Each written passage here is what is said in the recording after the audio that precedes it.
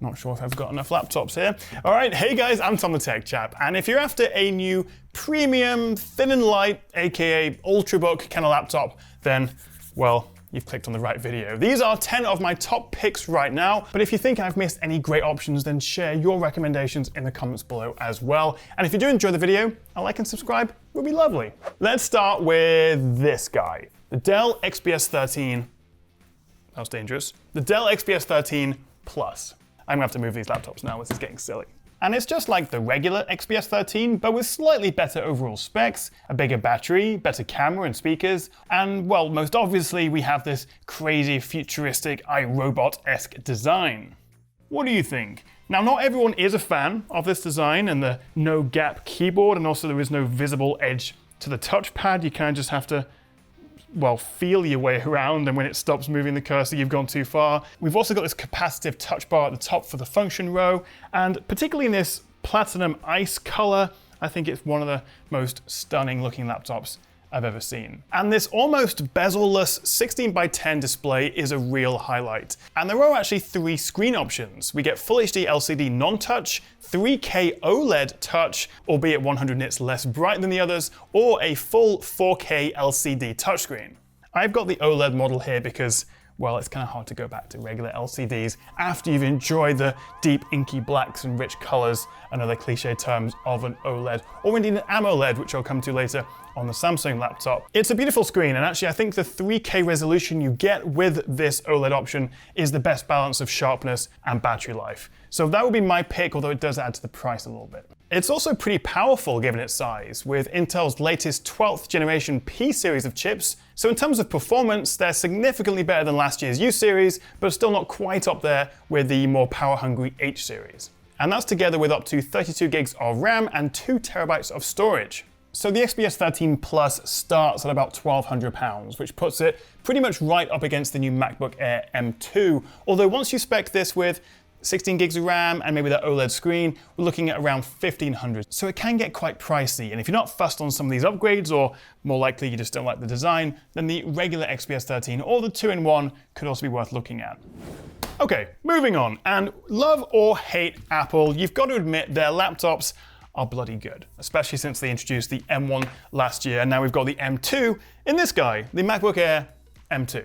So this just came out, but it's not as revolutionary as the 2020 M1 Air, which is still on sale for about £250 less than this, and I reckon is still the better value option if you just want a good all-round MacBook. However, if you fancy a leaner, meaner, faster, and all-round better MacBook Air with its M2 chip, thinner bezels, much improved webcam, we get MagSafe, and of course, most importantly, some fancy color options.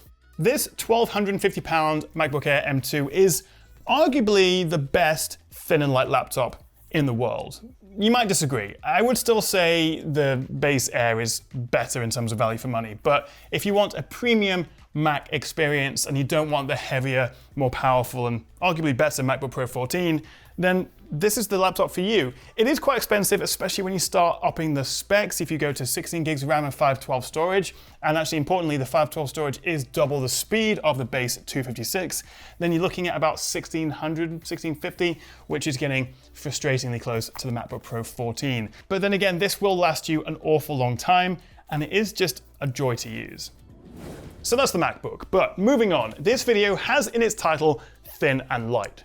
Probably, I haven't written it yet. But you can't have a thin and light laptop video without including LG Gram laptops. And I've got 2 of the brand spanking new ones. We've got the 16, that one's the wrong way around, and the 17. It does also come in smaller size options, which are also cheaper, but these are the ones that LG sent for review. And actually, I think the bigger ones are kind of more interesting because the whole point of these Grams is that you can get a big screen in a thin and light form factor, which you can't really get elsewhere. I mean, just look at this, 17-inch screen, 1.35 kilograms, 16-inch, 1.2, which is lighter than the 1.24 kilogram XPS 13 Plus. And you're getting that significantly bigger screen. Now, the compromise with these has always been the material, this sort of magnesium alloy they use. It's a bit plasticky feeling. that hasn't changed much. But what has changed with these new 2022 models is we get the latest 12th generation Intel P series of chips. And so while these may not be the best looking or the most premium feeling Ultrabooks, if you're carrying it around all day and weight is really important to you, you want solid performance with the latest hardware, and also, as I say, you want the options for bigger screens, well, this could be right up your alley. Check this out as well. It's the LG View Plus. They actually sent it along with the grams here, and while there is normally a stand that you get in the box, I'm just trying to demonstrate this quickly. It is essentially an external screen that they'll give you for free if you buy one of these from LG's website. Normally it costs you about £300, $350. That is a very cool setup. I like that, and obviously it powers it through the USB-C here as well. So considering these LG grams are on the pricier side, you're definitely paying a premium for that sort of thin and lightweightness. If you can get it with this Plus View chucked in for free, then it makes it a lot more tempting. Alternatively, have a look at this, the new Samsung Galaxy Book 2 Pro. It comes in both 13 and 15-inch versions, starting at $999 or $1099 respectively here in the UK, which is not too bad at all. There are also 5G versions of this, and there's a flippy, twisty 2-in-1 Pro 360 if you need a touchscreen tablet experience. It doesn't quite beat the grams on weight for the similar size model, but it's very close. This is still one of the thinnest and lightest laptops you can buy. I've got the 15-inch model here with this gorgeous AMOLED screen, but can you guess what my one criticism is going to be? 16:9. It's not the end of the world, but this is actually in the minority now, as most laptops come with the taller 16:10 aspect ratio. So it just feels a little bit smaller and more cramped than some of the others. But it's probably not a deal breaker really, and there is a lot going for this. We get the latest 12th gen Intel P series inside, as I say, an AMOLED screen, although still only 1080p, there isn't a high resolution option, also only 60 Hz, so the AMOLED stands out, the rest a bit meh. But arguably this combines the more premium aesthetic of, say, the XPS with the lightweight chassis of the Gram. And the starting price of £1,000 isn't too ridiculous. So that's the Galaxy Book 2 Pro. Very thin and light. This next laptop is, well, not so thin and light. It's the new Acer Swift 3, but I wanted to include it because actually it's one of the more powerful and more affordable laptops out there, and we get a gorgeous screen. The Swift 3 comes with Intel's 12th gen H series of processors, which are a good deal more powerful than the P series you'll find in a lot of these new ultra thin and lights. So that's better for photo editing or having tons of Chrome tabs open, maybe even a little bit of gaming, although there isn't a dedicated GPU. But as well as some beefy hardware on the inside, the screen is a real standout. It's a 14-inch 16:10 Quad HD OLED display, which in my book is exactly what you'd want for a laptop like this. We get a couple of full-size USB-As, we get a couple of Thunderbolts as well, and also a full-size HDMI. No SD card reader though, which is a bit of a shame. I think that's the only thing I would have liked to have seen. But the screen's gorgeous, it's got some good performance, and it's also a bit more affordable than these other options. This starts at £800 for the i5, the i7 is £1,000, although if you do want a slightly more premium, slightly fancier design, then it's worth looking at Acer's Swift 5 lineup. Now from Acer to Asus, this is one of my favorite Ultrabooks so far this year. It's the ZenBook S13 OLED.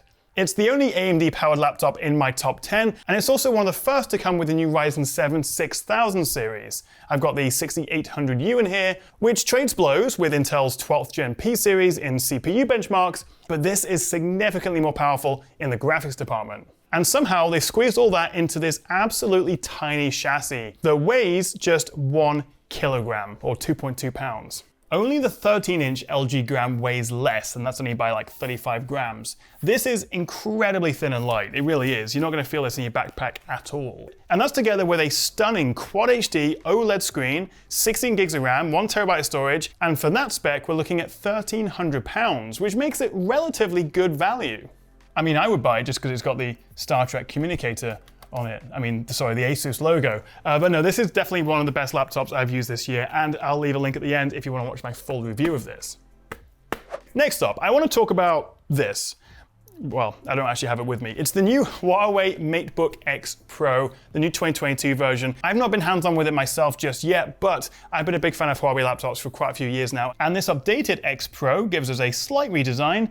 We have this new ink blue color. It weighs just 1.26 kilograms, so similar to the XPS 13. And we get this gorgeous 14.2-inch Quad HD OLED and 90 Hz touchscreen. which makes it the first laptop in my top 10 to have a higher refresh rate, which I am a big fan of, although this squarer 3:2 aspect ratio may not be everyone's cup of tea as you get bigger black bars when watching movies. We also now get the newer 12th Gen P series chips, as well as 16 gigs of RAM and a 1TB SSD as standard, which I guess goes some way to explain the fairly high price. So the MacBook X Pro is definitely one of the more luxury Ultrabooks out there. It's quite pricey, but it is very nice. And if you're wondering, are there any issues with buying Huawei laptops? No. I wouldn't recommend the phones because you can't access the Google Play Store, but the laptops are good to go, there's no issues. Okay, number 8. Let's go back to ASUS for this guy, the ZenBook 14 Pro Duo OLED.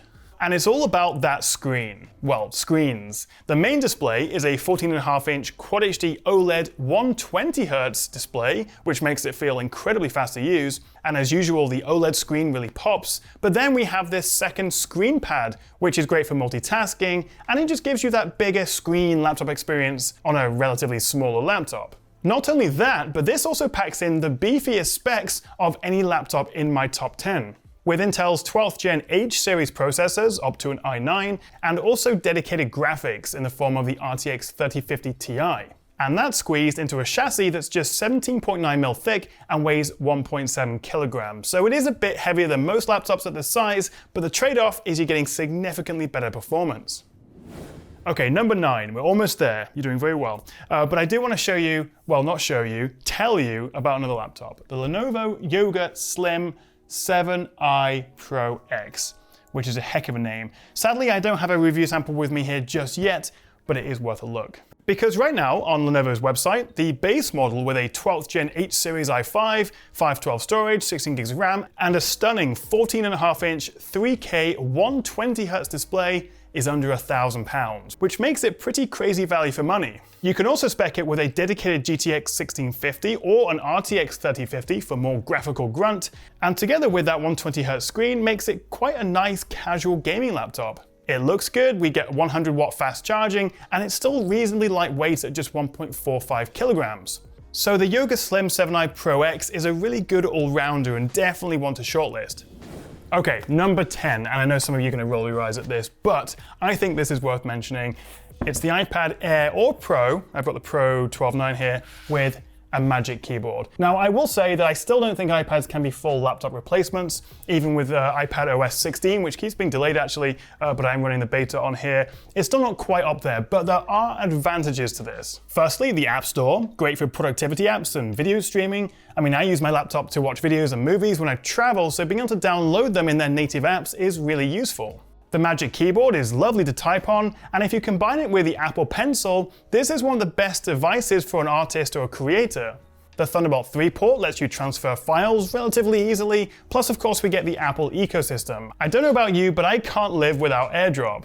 But it does raise another question, which should you buy between these two? Because they're roughly similar prices, although it can get a bit complicated if you go for the new Gen 5 Air and pair with the keyboard. That's a bit cheaper, but then the Pro is more expensive, and also depends what spec you go with this. I would say, bottom line, for essentials, if you just need a laptop, well, it makes sense to get the laptop. I think the MacBook Air M1 right now is still probably the best all-around laptop you can buy for the money, and of course with student and teacher discounts you can get it even cheaper. But if you are going to use the touchscreen, if you are going to use the App Store and you want a really good travel companion, then I would still highly recommend this setup. It's lovely, I use it all the time, although it is a shame that the new iPad OS 16, which I'm running the beta version of here, does add some nice new features, but still no desktop class applications. I guess that makes sense though, because people then would just stop buying this. Also bear in mind that new iPad Pros are expected probably in October or November, so if you are going to shell out over $1,000 for this CAS setup, maybe worth waiting a few weeks. So hopefully that was helpful, and if you do fancy checking out any of these, I'll leave links in the description below, and as I say, if you've got any of the great recommendations, leave a comment. And for more laptop reviews, and well, just more of me, don't forget to hit that subscribe button, and I'll see you next time right here on the Tech Chat. That was terrible.